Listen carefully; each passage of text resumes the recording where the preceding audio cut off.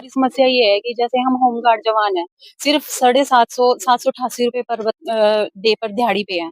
तो हमें कोई सुविधा नहीं है, कोई वो नहीं है। हमसे 24 घंटे ड्यूटी ली जाती है।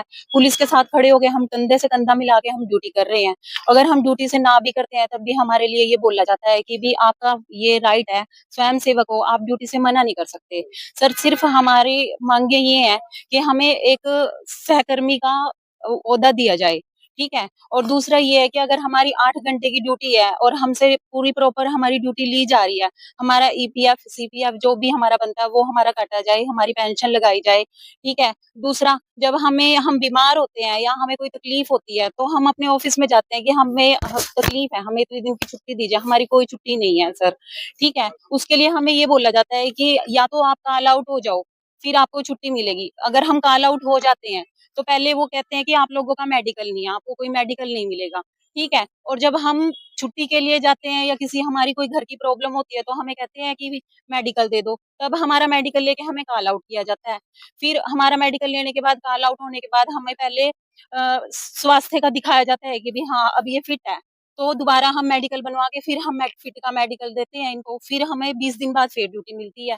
सर, उन 20 दिन के बीच में हमारा ना कोई मतलब पे आती है ना कुछ आता है। ये चीज़ खत्म की जाए सर हमारी। एक मैटरनिटी लीव जो जैसे जो लेडीज़ हैं वो माँ बन रही हैं, ठीक है? उनको पहले से ही मैटरनिटी लीव देनी चाहिए। साल की जैसे पुलिस वालों की छुट्टी होती है, तो हमें भी वो छुट्टी मिलनी चाहिए सर, ठीक है? बस हमारी ये दिक्कत है। और हमारा जो किराए का है, जैसे हम लेडीज़ हैं, अम्बाला से हमारी ड्यूटी कहीं और लगा दी, नारायणगढ़ लगा दी, यमुनानगर लगा दी, कहीं पे भी लगा दी, कुरुक्षेत्र गीता जयंती में लगा दी, कहीं भी लगा दी।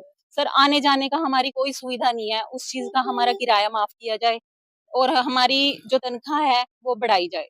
8वाँ वेतन में हमारी तनख्वाह बढ़ाई जाए सर, क्योंकि 24,000 रुपए सैलरी जो हमारी है, हमारे बच्चे पालने के लिए और हमारे घर के चलाने के लिए कम। कुछ लेडीज़ ऐसी भी हैं जो सिर्फ़ अकेली अपने घर का गुज़ारा कर रही हैं, जिनके हस्बैंड नहीं है, ठीक है? वो अपने बच्चों को कैसे पालेंगी? जिसमें से कि वो छुट्टी निकाल लेते हैं, छुट्टी काट लेते हैं हमारी। तो हमारा कट-कटा के कोई मुश्किल से हमें 15 या 16,000 रुपए सैलरी मिलती है, उसमें भी हमसे ड्यूटी ऐसे ली जाती है, पूरी ड्यूटी ली जाती है सर। हम ड्यूटी से जवाब नहीं दे सकते। अगर हम ड्यूटी से जवाब देते हैं तो हमें ये कहा जाता है कि तुम्हारे ऑफ़िस में फ़ोन करेंगे, 4 लाइनें लिख के दे देंगे, ये कर देंगे, ड्यूटी से निकालने की धमकी हमें दी जाती है सर। इसलिए हम अपनी समस्याओं को लेके आज यहाँ पे खड़े हुए हैं सर। मेरा नाम चंद्रपाल तंवर है। मैं हरियाणा का अध्यक्ष हूँ all India home guard welfare association से, और मैं दूसरा मेरा पद है राष्ट्रीय उपाध्यक्ष का इसी यूनियन में। तो हमारे सर मांगे ये है कि जो होमगार्ड जवान है पूरे हरियाणा में तकरीबन 12,000 से ज्यादा जवान है। समस्या ये है कि हम जो ज्ञापन देंगे, मतलब हमारे पास 9 बिंदु है ज्ञापन देने के लिए। तो हम एक ज्ञापन देंगे डीसी साहब को, एक ज्ञापन देंगे डीसी साहब के माध्यम से हरियाणा के मुख्यमंत्री श्री नायब सिंह सैनी जी को, और एक हम ज्ञापन देंगे डीसी के माध्यम से माननीय राष्ट्रपति महोदय श्री द्रौपदी मुर्मू जी को, और एक हम ज्ञापन देंगे डीसी साहब के माध्यम से हमारे देश के जो प्रधानमंत्री जी हैं श्री नरेंद्र मोदी जी। समस्या सर ये है, देखो पहले हमारी मांग ये है कि जो हमारा जो जवान है, अब जब से बना है हरियाणा 1966 से, समस्या ये है कि नंबर एक के जो हमारे जवान है वो ड्यूटी करते हैं पुलिस के समान, चाहे बाढ़ हो, चाहे आपदा हो, या पुलिस थाने हो, नाका चौकी हो, कोई भी ड्यूटी हो, ठीक है ना। उसके बाद एमसी डिपार्टमेंट में भी है, ऊर्जा भवन में भी है। तो समस्या ये है कि जवान जो है पक्के नहीं है, इनकी ड्यूटी इनके पुलिस के समान ही इनसे ली जाती है। दूसरी मांग हमारी ये है कि जवान है वो, अब जैसे जिला अम्बाला है, एरिया लंबा पड़ता है, जैसे बराड़ा है, साहा जो जितने भी साइड है, तो उसमें होता है कि किराया इनका फ्री नहीं है। वो किराया इनसे जो है मतलब माफ किया जाए। जैसे जितना पैसा कटता है ना पुलिस का, उतना पैसा हम देने को तैयार है सरकार को, और हमारा जो ये जो किराया है सबका फ्री है पूरे ऑल हरियाणा में। तीसरी हमारी मांग ये है कि जो जवान है इनको कोई फायदा नहीं है ईएसआई का, ना कोई पीएफ का कोई फायदा है। एक हमारी मांग है कि जो जवान है सारे, मतलब पूरा इनको दर्जा मिले कर्मचारी का। इसके बाद हमारी मांग ये है कि जो यूपी जैसा जो राज्य है, एक पिछड़ा राज्य है हरियाणा के तो मुकाबले, उनको वहाँ मिलता है 18% मिलता है महंगाई भत्ता, यहाँ मिलता है 9%। ये हमारा जो भत्ता है ये दिया जाए।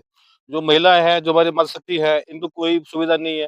जैसे मतलब कोई माँ बनती है कोई छुट्टी नहीं है, कोई बच्चों की देखभाल करती है कोई छुट्टी नहीं है, और जो विभाग है वहाँ पे चाइल्ड केयर लीव मिलती है महिलाओं को अलग से।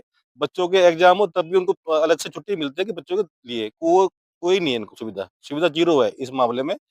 और जो जवान होमगार्ड के उनकी सुविधा मिले मेडिकल की। अब यहाँ पे क्या है, या कॉल ऑफ हो या कॉल आउट हो। जो कॉल ऑफ हो उनको नहीं देते, कॉल आउट उनको कुछ सुविधा देते हैं। हम कहते हैं जो जवान कॉल आउट है या कॉल ऑफ हो सबको सुविधा मिले मेडिकल की। इसके बाद क्या है, जो जवान रिटायर होते हैं बेचारे, यहाँ पे अपनी जवानी खपाते हैं, वो कोई 20 साल, 25 साल, 30 साल, 35 साल, उनको क्या मिलता है? कुछ नहीं मिलता। 31,000 रुपए देते हैं, और जो सामान इनको देते हैं, ये वर्दी है, जूते हैं या कोई और जैसे बोतल देते हैं, वो वापसी ले लेते हैं। पैसा हमारा है। तो हमारी मांग ये है कि इनको 20 से 25 लाख रुपए जो है ना, मतलब वो दिया जाए पेंशन के, मतलब, और इनको, हाँ, ताकि इनको बुढ़ापा ठीक से गुजरे। एक क्या है कि जवानों को तकरीबन मतलब 10,000 से ज्यादा जो है मतलब पेंशन की सुविधा मतलब दी जाए, ये मांग है।